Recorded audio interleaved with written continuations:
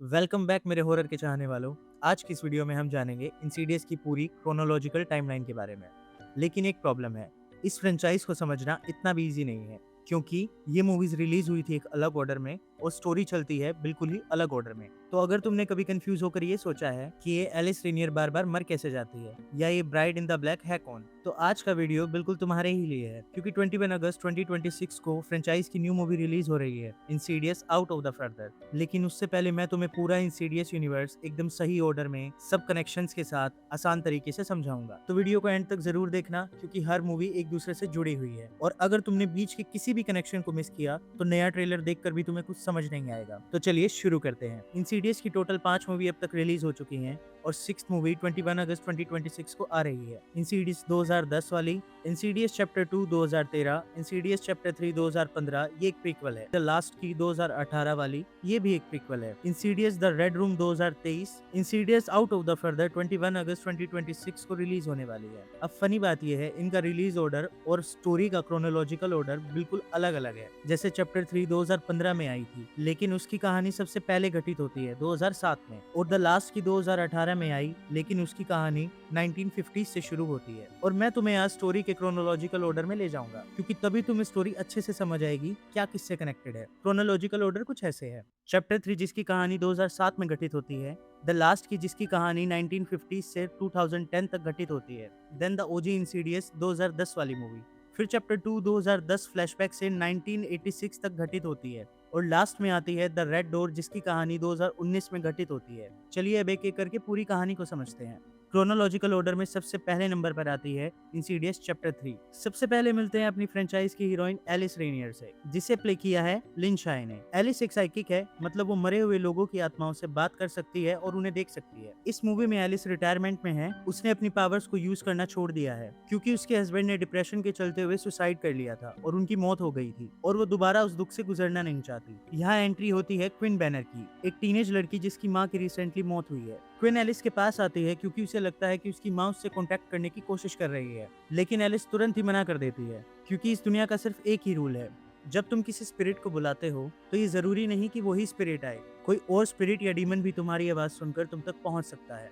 याद रखना, ये लाइन पूरी फ्रेंचाइज का कोर आइडिया है। क्वीन नहीं मानती और अकेले ही कांटेक्ट करने की कोशिश करती है, और जैसा एलिस ने बोला था बिल्कुल वैसा ही होता है। एक दूसरी एंटिटी, एक जले हुए चेहरे वाला डीमन उसे टारगेट करना शुरू कर देता है, जिसे फैंस बुलाते हैं the man who can not breathe. Queen के पापा दो फेक गोस्ट हंटर्स को हायर करते हैं, स्पेक्स और ट्रकर, जो असल में सिर्फ पैसे के लिए काम करते हैं। उनके पास कोई रियल पावर नहीं है। ये कैरेक्टर्स आगे हर मूवी में कंटिन्यू करेंगे, तो इन्हें याद रखना। जब क्वीन पोजेस हो जाती है और उसकी जान खतरे में आ जाती है, तो एलिस अपना रिटायरमेंट तोड़ती है और वापस आती है उसे बचाने। वो क्वीन को बचाने के लिए खुद द फर्दर में जाती है। ये वो डायमेंशन है जहाँ मरे हुए लोग और डीमंस रहते हैं, हमारी दुनिया का बिल्कुल पैरेलल। एलिस क्वीन को बचा लाती है, लेकिन इस प्रोसेस में उसे एक गाउन पहनी हुई एंटिटी मिलती है, जो आगे चलकर बहुत बड़ा रोल प्ले करेगी। इस फिल्म के एंड में एलिस, स्पेक्स और ट्रकर ऑफिशियली टीम बना लेते हैं, रियल पैरानॉर्मल इन्वेस्टिगेटर बन जाते हैं। यही टीम है जो आगे इंसीडियस की मेन स्टोरी में लैम्बर्ट फैमिली की मदद करेगी। याद रखना ये वाली बात। चैप्टर 3 हमें बताती है कि द फर्दर क्या है, एलिस कैसी साइकिक है और उसकी टीम कैसे बनती है। अब चलते हैं अपनी सेकंड मूवी की तरफ,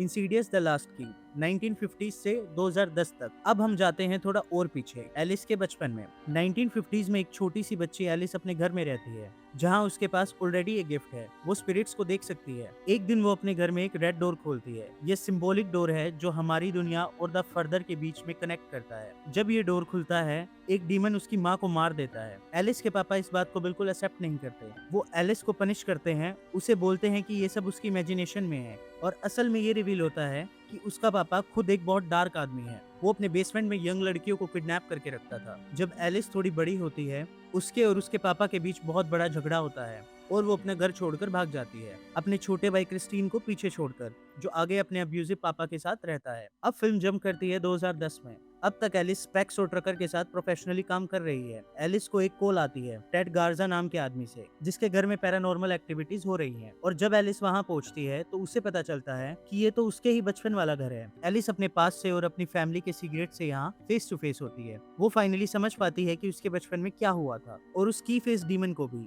जो लंबी उंगलियों वाली कीज से लोगों की चीख छीन लेता है हमेशा के लिए। और सबसे इम्पोर्टेंट सीन आता है मूवी के एंड में। एलिस को एक फोन कॉल आती है लोरेन लैम्बर्ट से। जो अपने पोते डोल्टन के बारे में परेशान है क्योंकि डोल्टन के साथ अजीब चीजें हो रही हैं और यही कॉल है जो हमें सीधा ले जाता है पहली इंसीडियस फिल्म में। अब आते हैं उस फिल्म पर जिसने ये पूरी फ्रेंचाइज शुरू की थी, इंसीडियस 2010 वाली। जोश और रेने लैम्बर्ट और उनके 3 बच्चे डोल्टन फोस्टर और उनकी छोटी बेटी कैली अपने नए घर में शिफ्ट होते हैं। शुरू में सब नॉर्मल लगता है, लेकिन फिर डोल्टन एटिक में जाता है, एक शैडो फिगर को देखकर डर जाता है और सीढ़ियों से गिर जाता है और अगले ही दिन कोमा में चला जाता है। डॉक्टर्स कुछ समझ नहीं पाते, फैमिली सोचती है शायद घर हॉन्टेड है और वो दूसरे घर में शिफ्ट हो जाते हैं, लेकिन हॉन्टिंग उनके साथ मूव होती है क्योंकि असली प्रॉब्लम घर की नहीं थी, डोल्टन में थी। यही एलिस पैक्स और ट्रकर एंट्री लेते हैं। एलिस जोश और रेने को बताती है एक बहुत बड़ा सीक्रेट, डोल्टन कोमा में नहीं है, उसकी कॉन्शियसनेस, उसकी सोल द फर्दर में ट्रैप्ड है और उसकी खाली बॉडी जब भी उस दुनिया में होती है तो वो किसी भी चीज द्वारा पोजेस की जा सकती है। एलिस को डर है कि एक खास रेड फेस डीमन डोल्टन की बॉडी पर कब्जा करना चाहता है हमेशा के लिए। यहीं एक और ट्विस्ट आता है। एलिस जोश को बताती है जोश खुद बचपन में एस्ट्रल प्रोजेक्शन कर सकता था, मतलब वो अपनी सोल को बॉडी से निकालकर द फर्दर में भेज सकता था, लेकिन उसकी यादों को सप्रेस किया गया था हिप्नोसिस के थ्रू, जो एलिस ने ही किया था। और अब यही एबिलिटी जोश को वापस सीखनी पड़ेगी अपने बेटे को बचाने के लिए। इसके बाद आता है फ्रेंचाइज का फेमस जंप स्केयर, जिसमें एक डीमन उसके घर में जोश के बिल्कुल पीछे प्रकट होता है। अगर तुमने मूवी देखी है तो तुम्हें पता होगा ये कौन सा सीन है। फाइनली जोश खुद फर्दर में जाता है अपने बेटे को ढूंढने। वो डोल्टन को रेड फेस डीमन के पास से बचा लाता है और वापस लाने में सक्सेस हो जाता है, लेकिन यहाँ असली ट्विस्ट आता है। फर्दर से बाहर निकलते वक्त जोश का एनकाउंटर होता है एक और क्रीपी स्पिरिट से, जिसे फ्रेंचाइज में बुलाया जाता है द ब्राइड इन ब्लैक। ये स्पिरिट जोश को जाने देती है, लेकिन मूवी के आखिरी सीन में जब सब खुश हैं कि डोल्टन वापस आ गया है, जोश अब पोजेस हो चुका है ब्राइड इन ब्लैक से। एलिस का गला घोट देता है और उसे मार डालता है, लेकिन एलिस मरने से पहले जोश की एक फोटो क्लिक करती है, जिसमें हम देख पाते हैं जोश की जगह ब्राइड इन द ब्लैक को, और मूवी इसी के साथ खत्म हो जाती है। अब चलते हैं अपनी नेक्स्ट मूवी की तरफ, इंसीडियस चैप्टर 2 फ्लैशबैक वाली मूवी की तरफ।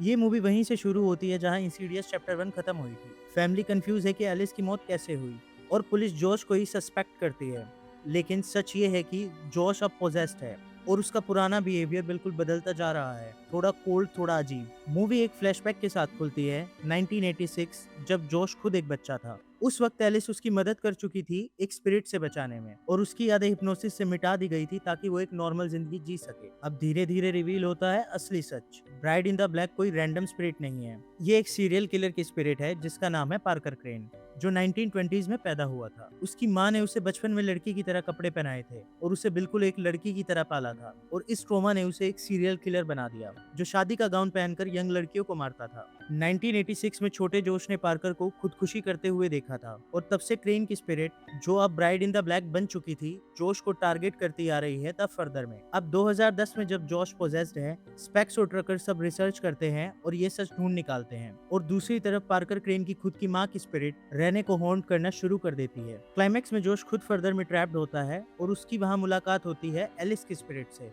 जो अब मर चुकी है लेकिन फर्दर में एग्जिस्ट करती है। एलिस जोश की मदद करती है पार्कर क्रेन और उसकी माँ दोनों को हराने में।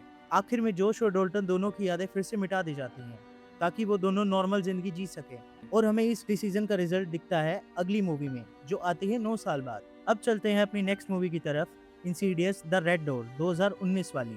2023 में रिलीज हुई है लेकिन स्टोरी 2019 में सेट है, और इस बार डायरेक्शन की है खुद एक्टर पैट्रिक विलियम ने, जो जोश का रोल प्ले करते हैं। अब डोल्टन बड़ा हो चुका है और कॉलेज जाने वाला है। जोश उसको कॉलेज ड्रॉप करने जाता है।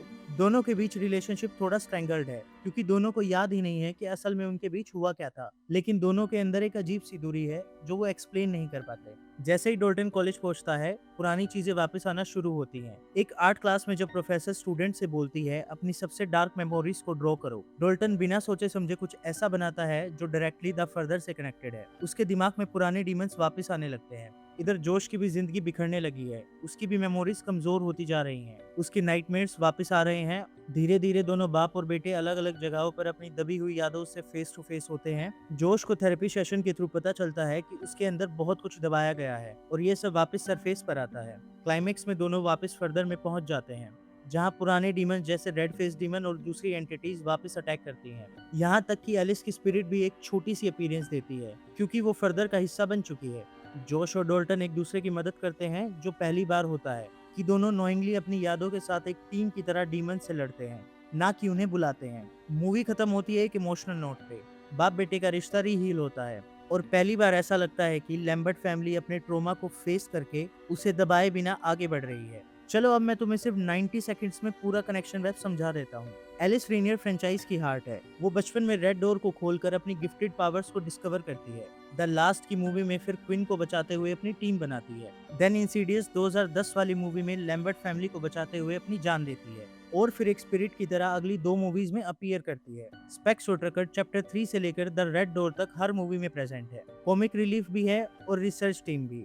द फर्दर, वो स्पिरिट डायमेंशन जहां डोल्टन ट्रैप्ड होता है, जहां जोश पोजेस होता है, जहां एलिस रह जाती है मौत के बाद। ये पूरी फ्रेंचाइज का कनेक्टिंग यूनिवर्स है। Parker crane bride in the black जोश का बचपन का ट्रोमा जो 24 साल बाद वापस आता है और एलिस की मौत का रीजन बनता है। मेमोरी वाइप का थीम, पूरी फ्रेंचाइज में बार बार कैरेक्टर्स अपनी यादें मिटाते हैं ताकि वो नॉर्मल जिंदगी जी सके। जोश की यादें 2 बार वाइप की गई थी, 1986 और 2010 में, और यही चीज द रेड डोर में वापस प्रॉब्लम क्रिएट करती है क्योंकि ट्रोमा सच में कभी जाता नहीं, सिर्फ छुपा दिया जाता है। रेड डोर सिर्फ एक सिंबल नहीं है, बल्कि लिटरली एक डोर है जो हर फिल्म में किसी न किसी तरीके से अपीयर होता है। हमारी दुनिया और द फर्दर के बीच का कनेक्शन रिप्रेजेंट करता है। अब तुम्हें पूरी पिक्चर क्लियर हो गई है और अब बात करते हैं उस फिल्म की जिसके लिए तुम ये वीडियो देख रहे हो, Insidious out of the further. Franchise की 6th इंस्टॉलमेंट है, 21 अगस्त 2026 को रिलीज हो रही है। ये डायरेक्ट सीक्वल है द रेड डोर का और डायरेक्शन कर रहे हैं जेकोब केस, जो कम प्ले जैसी हॉरर मूवी बना चुके हैं। और सबसे बड़ी खुशी की बात, लिन शाह एक बार फिर एलिस रेनियर के रोल में वापस आ रही हैं। स्टोरी इस बार लैम्बर्ट फैमिली से हटकर नई फैमिली पर फोकस करती है। लीड कैरेक्टर है गेमा, जिसे प्ले कर रही हैं एमिलिया एवे, एक यंग माँ जो अपनी बेटी के साथ उसी घर में रहती है जहाँ वो खुद बड़ी हुई थी। ट्रेलर और ऑफिशियल सिनॉप्सिस के हिसाब से एक ग्रुप ऑफ स्टॉल्कर्स इस क्वाइट सबर्ब में घुसते हैं और एक नई फैमिली को फोर्सफुली एस्ट्रल प्लेन में भेज देते हैं, जहां उन्हें एक डरावना सच पता चलता है। द फर्दर अब सिर्फ एक अलग डिमेंशन नहीं रहा, वो हमारी दुनिया में घुसना शुरू कर चुका है। गेमा के पास एक खास बिल्कुल नई एबिलिटी है जो इस फ्रेंचाइज में पहले कभी नहीं देखी गई। वो सिर्फ फर्दर में जा ही नहीं सकती, बल्कि फर्दर की चीजों को वापस रियल वर्ल्ड में ला भी सकती है। और जैसे ही ये डीमंस को पता चलता है, हमारी दुनिया उनके लिए एक खेलने का नया मैदान बन जाती है। ये स्टेप बिल्कुल फ्रेंचाइज के कोर थीम से कनेक्ट करता है, जो हम इस पूरी वीडियो में देख चुके हैं कि फर्दर और हमारी दुनिया के बीच की दीवार कभी इतनी मजबूत थी ही नहीं जितना लोग सोचते हैं, और अब पहली बार वो दीवार दोनों तरफ से टूट रही है। तो दोस्तों, ये थी पूरे इंसीडियस यूनिवर्स की कहानी, एलिस के बचपन से लेकर लैम्बर्ट फैमिली के ट्रोमा तक, और अब एक बिल्कुल नई फैमिली तक जिसके साथ फर्दर खुद हमारी दुनिया में आना चाहता है। 21 अगस्त जब तुम थिएटर में बैठोगे Insidious out of the further देखने, तो तुम्हें पता होगा कि रेड डोर क्या रिप्रेजेंट करता है, एलिस क्यों वापस आ रही है, और ये फर्दर असल में है क्या। अगर तुम्हें वीडियो हेल्पफुल लगी हो तो लाइक जरूर करना, चैनल को सब्सक्राइब करना और कमेंट में बताना तुम्हें इस फ्रेंचाइज का सबसे डरावना मोमेंट कौन सा लगा है। मिलते हैं अगली वीडियो में, तब तक के लिए लाइट ऑफ करके मत सोना, पता नहीं कौन कॉर्नर में खड़ा हो।